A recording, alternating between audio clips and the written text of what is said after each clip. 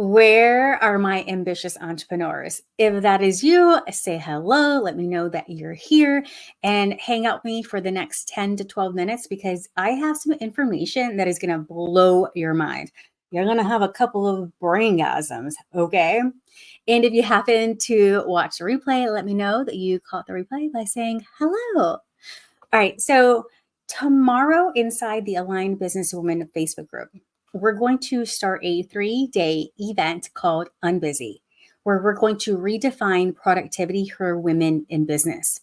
And so that you can get the most out of it, I wanted to do a brief little video of what to expect and how to prepare. So get a pen, paper, let's take some notes because you're going to really want to make sure that you are fully engaging with the content over the next 3 days so that you can see massive shifts in your business and in your life with less resistance.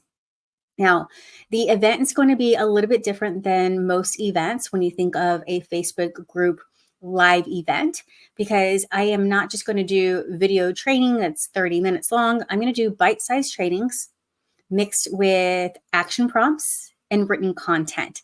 So it's designed to not make you busier, but to help you get unbusy and still be productive. The focus is not to give you more things to do, but actually take away some of the things that you're doing that aren't in alignment with where you want to go. So over the next 3 days, I'm going to present to you some tools and resources that are going to help you create these massive shifts with some tweaks that really help you release anything that you may be resisting, because we're going to go to the root cause of some things that are holding you back.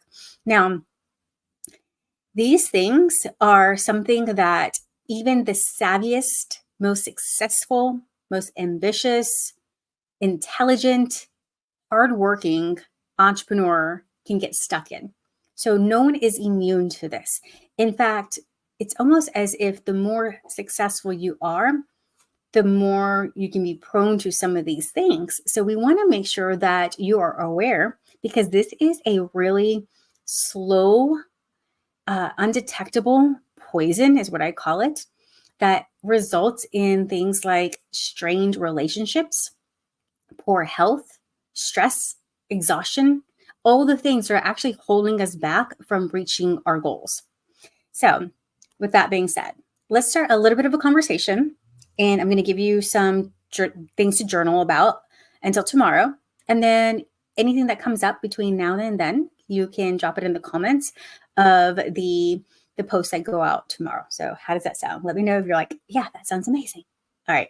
So the tools I'm going to be presenting to you are going to be kind of like a flashlight, where I'm going to go through the symptoms, the signs, and all the things that are an indicator that we are stuck in a toxic productivity loop.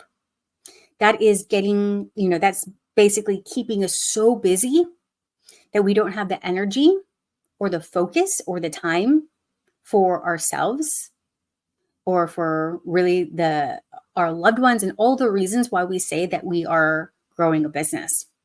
Now, here's the thing. It happens incrementally.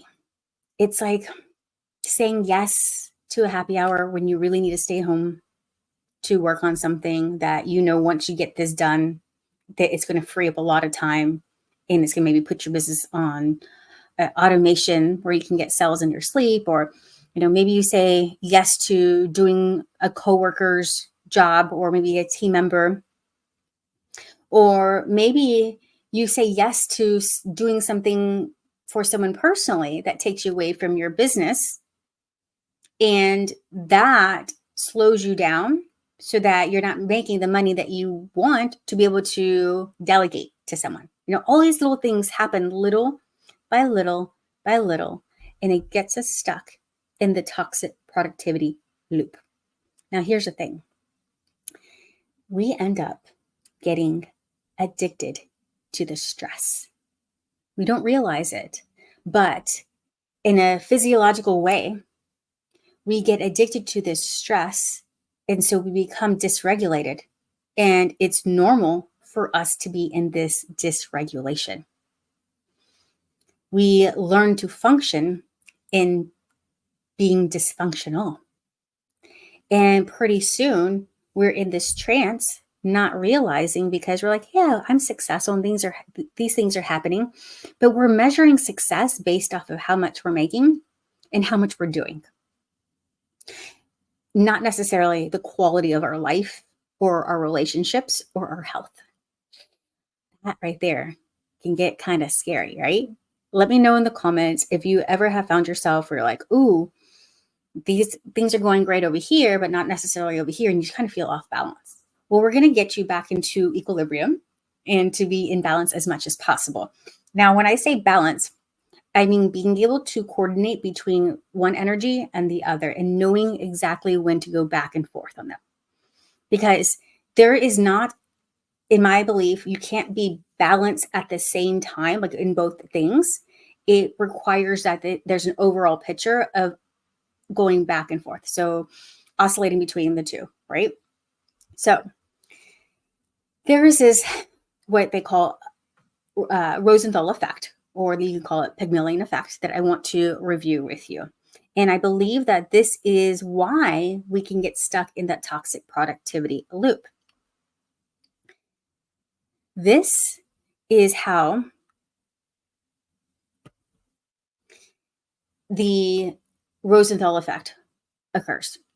And that occurs with, it starts with our beliefs about ourselves. Make this a little bigger. There you go. So it starts with our beliefs about ourselves. So maybe I'm just gonna give you an example, and there's many different ways this shows up, and we can discuss this during the event together. So there's a belief that we have about ourselves. So maybe it's I'm not worthy, or let's go with I'm not worthy. And this belief that we're not worthy of having something or doing something or being a certain way influences our actions towards others. So this might come up in proving energy, because if we feel we're not worthy, we're going to want to overcompensate by proving that we're worthy, right? It's like we want to trick ourselves into just being that, right? Being worthy. Well, then that influences our actions towards others. And then that impacts their beliefs about us. So that might look like someone being like, why is she trying so hard? Oh, that's just proving energy. They might be put off. I mean, they might think that we're overcompensating with our confidence. And so that might turn them off, right? Which then causes their action towards us, which is like, maybe moving away from us. I remember one time I was in, I think it was like sixth grade. I liked this boy, and and I was like always like wanting to be around him, and probably smothering him. And his dad said, what happens when you try to hold on a cat and you try to love on them too much? They go and they want to get out of your arms, right? So that can have that could cause actions like that from those people towards us, which reinforces our belief like, oh, hey, see, I have to go prove myself that I'm not worthy. I'm not worthy because this person left me, or this person said no to me. This person didn't want to be my client. So that becomes a vicious cycle. Now, that right there, that cycle that happens, it gets us stuck in the toxic productivity, because then we are, well, I try to prove myself this way, so let me do this instead, or let me learn this other skill instead. So it's keeping us so busy trying to prove something that is a belief about ourselves when we could just change that belief, right? So this also can, when we get the results that we want, and we are like, oh my gosh, it's kind of like a fluke.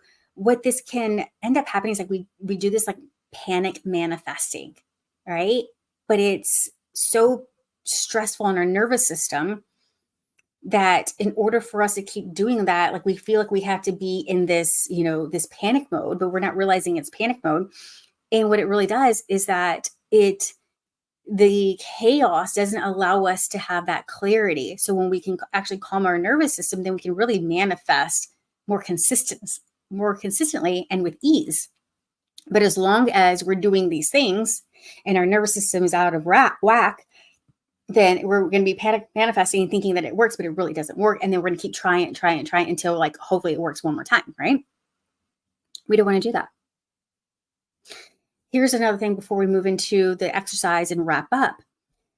So, our there's different parts of information or signals that come from our body, right? It's called afferent signals that go signal our brain, and efferent that our brain signals down to our body. So, for instance, when we're cold, our skin will pick up that we're cold. And then it tells our brain, "Ooh, I'm cold." And then our brain will say, "Oh, okay, well, then put a sweater on," right? So often we are living in our headspace and directing things in our lives that's actually causing more chaos and that's not really communicating properly. And we fail to realize that the signals, there's only 20% of signals, but yet we're working and we're operating with this 20% of signals that are coming from the afferent signals of our brain. Our body has so much more wisdom. That is those afferent signals, that is 80% of signals, yet we're overriding it with the logical, we're overriding with certain beliefs and certain thoughts instead of allowing them to work together efficiently. So, with that being said, let's go ahead and prepare for tomorrow with a quick self audit. I want you to ask yourself these questions. What do you value? Whether that is, in business, which, they're going to be very closely related, because what I found is that when entrepreneurs have a certain value, they decide, I'm going to create a business around this value. But sometimes we lose sight of that and we allow our business to control our lives instead of our life values dictating and controlling and influencing our business. So what do you value? And are these business values, or sorry, is your business supporting these values? So, for instance, if you value family time, is your business supporting that? If you value rest, is your business supporting that? And then to take it a step further, are you embodying the transformation that you're selling? I don't care if you're selling tennis shoes, or if you're selling a food product, or you're selling coaching services or consulting services. There is a certain transformation that you're promising, and the elements of that transformation, you must embody it too.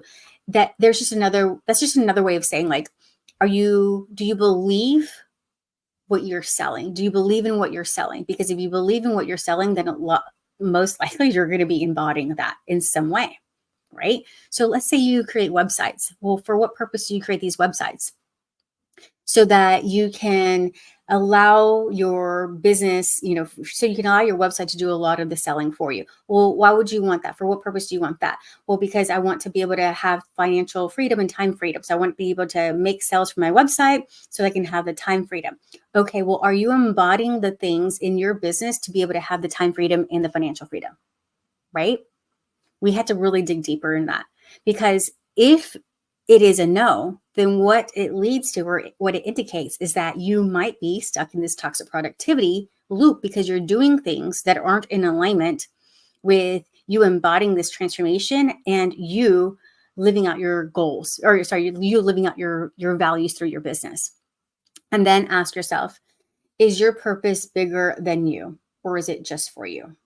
Because what can end up happening is that we can choose things and activities that are out of alignment because it's just about us. It's not about a bigger purpose. And we can tend to give so much of ourselves to other things if it is out of alignment with a bigger purpose. It's kind of like this. It's like, we make it easier to quit something if it's just about us. But when we feel like we owe it to something bigger, then we're all in. Then we're more focused on these things, right? We're more wanting to master with a certain balance. It's like we make it a priority to grow our business in a way that is supportive of not only us, but we make it ecological, where it's about the bigger purpose, right? And we know and we understand, because especially when we're bringing our values into this, is that if it's at the detriment of us creating this bigger purpose, then there's no purpose. There's no way of us actually fulfilling that purpose. All right, that is all I have for you today. So I cannot wait for us to get started tomorrow. And this is what you can look forward to. So we're going to be talking about understanding toxic productivity. I'm going to dive in deeper. We're going to talk about identifying the signs and the root causes so we can extract those things and create momentum in your business.